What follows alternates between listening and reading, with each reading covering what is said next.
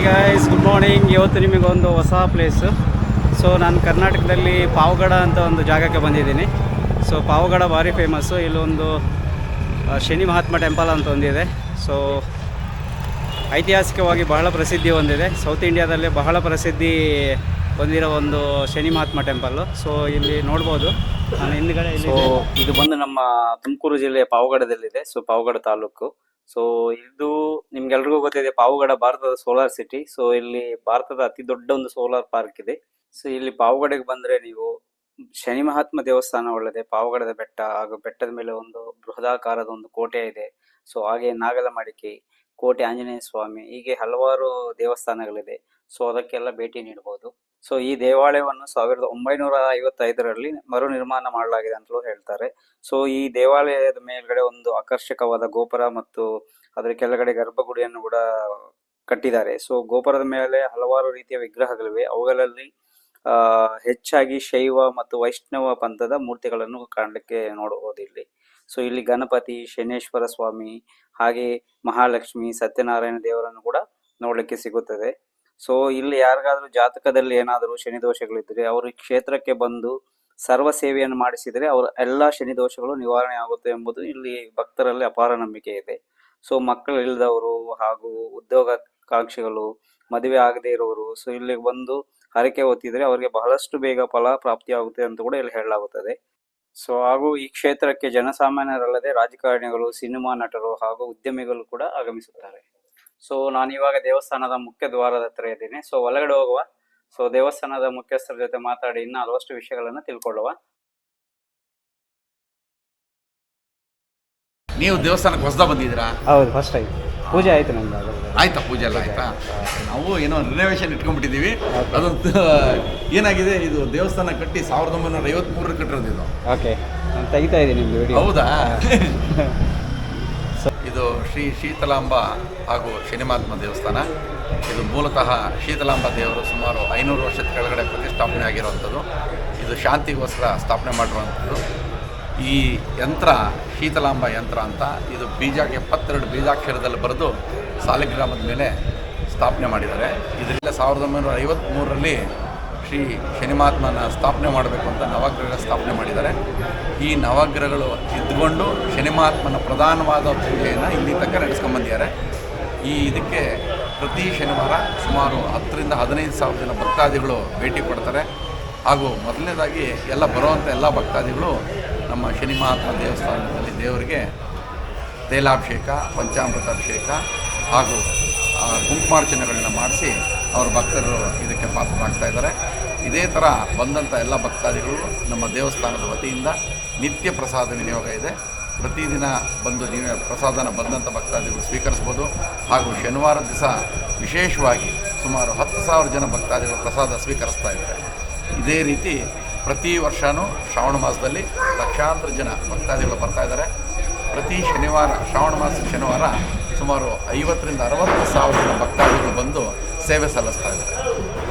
Thank you sir. Renovation work start ಆಗಿದೆ. So ಹಾಗಾಗಿ ಎಲ್ಲ ಕಡೆ ಸ್ಕ್ಯಾಫೋಲ್ಡಿಂಗು ಮತ್ತೆ ಎಲ್ಲ ಕವರ್ ಮಾಡಿದ್ದಾರೆ. ಸೊ ದೇವರನ್ನು ನೋಡಲಿಕ್ಕೆ ಕಷ್ಟ ಆಗ್ಬೋದು.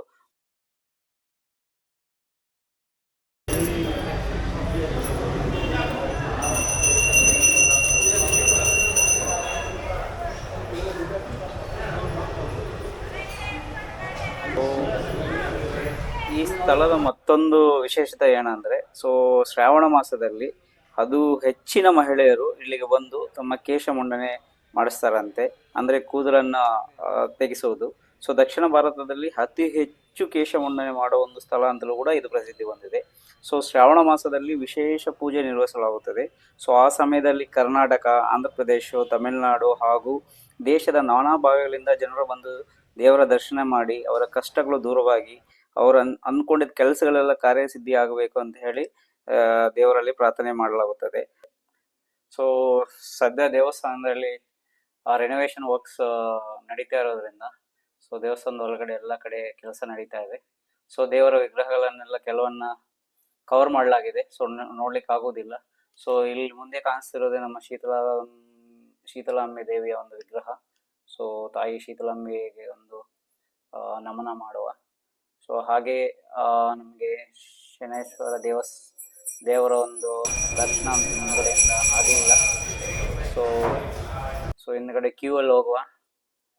ಸೊ ಇದು ಕ್ಯೂ ಸಿಸ್ಟಮ್ ಎಲ್ಲ ಮಾಡಿದ್ದಾರೆ. ಸೊ ಮೋಸ್ಟ್ಲಿ ಹಿಂಭಾಗದಿಂದ ದರ್ಶನ ಪಡೆಯುವ.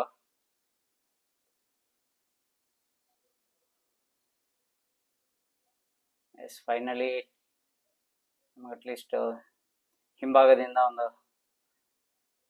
ದರ್ಶನ ಮಾಡುವ. ಸೊ ಶನೇಶ್ವರ ಸ್ವಾಮಿ. ಸೊ ಅಲ್ಲಿಂದ ನಾವು ಮುಂದೆ ನೋಡ್ಬೋದು. ಸೊ ಹಲವಾರು ದೇವರ ವಿಗ್ರಹಗಳನ್ನು ಇಲ್ಲಿ ನೋಡ್ಲಿಕ್ಕೆ ಸಿಗುತ್ತೆ. ಸೊ ಇವಾಗ ಎಲ್ಲ ಪೇಂಟಿಂಗು ಮತ್ತೆ ಸೊ ರಿಪೇರಿಂಗ್ ಕೆಲಸಗಳೆಲ್ಲ ನಡೀತಾ ಇರೋದ್ರಿಂದ ಸೊ ಎಲ್ಲ ಕಡೆ ಸೊ ಇಲ್ಲಿ ಇನ್ನೊಂದು ವಿಶೇಷ ಅಂದ್ರೆ, ಸೊ ಶನಿ ತ್ರಯೋದಶಿ ಅಂದು ಶನಿದೇವರಿಗೆ ವಿಶೇಷ ಪೂಜೆ ಮಾಡಿಸಲಾಗುತ್ತದೆ.